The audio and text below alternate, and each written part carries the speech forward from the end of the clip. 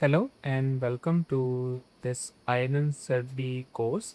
So now we will be talking about the pre and post operative care, which is one of the most high yield topic with respect to the IMM surgery preparation.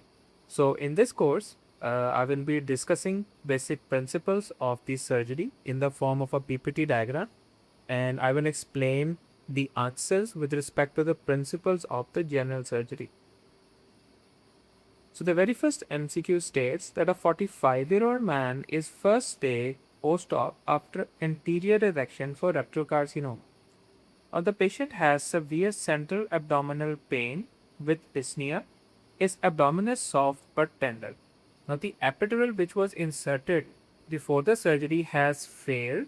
Now what is the most effective form of analgesia for this patient? So now you are being tested for the pain management, okay, which is one of the most high yield topics.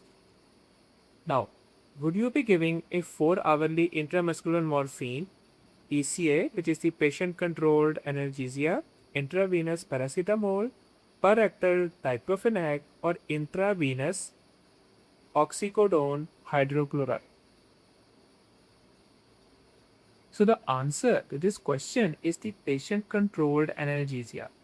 So now in the explanation, I will be providing you with the basic principles on the basis of which you will be making your own notes, and whenever you find anything related to that principle, you will add on that note so that you do not have to run around different books in your final preparation.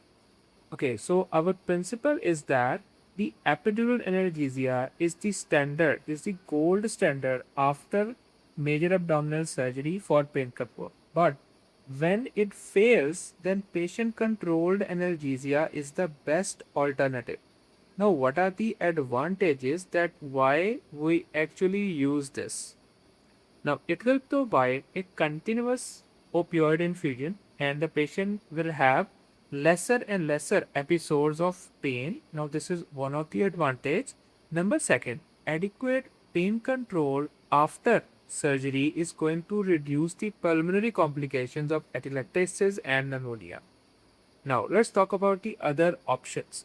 Now, rectal diclofenac is totally contraindicated after lower rectal surgery. Paracetamol and NSAIDs are useful, but they are not completely or isolated in the management of the pain after major abdominal surgery. So, at the end of each MCQ, I will be providing you with the key points. You can use them to build your own notes and try to memorize things from there. So the post major abdominal surgery pain control ladder. So the gold standard or the first is the epidural analgesia. Then they have the patient controlled analgesia, and if that fails, which is not asked in this MCQ, then you could also go with the intramuscular opioid. So this is the sequence of giving the pain control.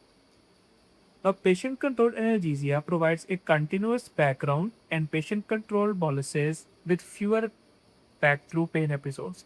Now, what happens is that in the patient-controlled analgesia, we have this container. From one end, it is attached to the patient, and it is closed from the other end. Now, whenever the patient has a counter, and whenever he presses that button, a fixed amount of bolus will go into the vein. Now there is a input to the vein.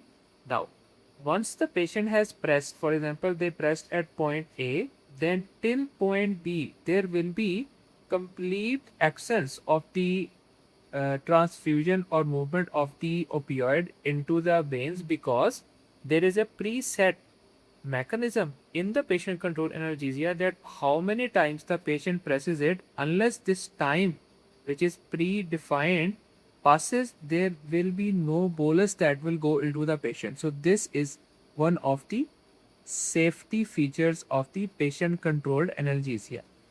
Now, once we provide adequate pain control, the basic purpose for that is to prevent atelectasis and pulmonary complications. Now, per-rectal diclofenac is contraindicated in low rectal surgery, and paracetamol and NSAID are useful, but they are not adequate or as powerful to deal with the pain after major abdominal surgery.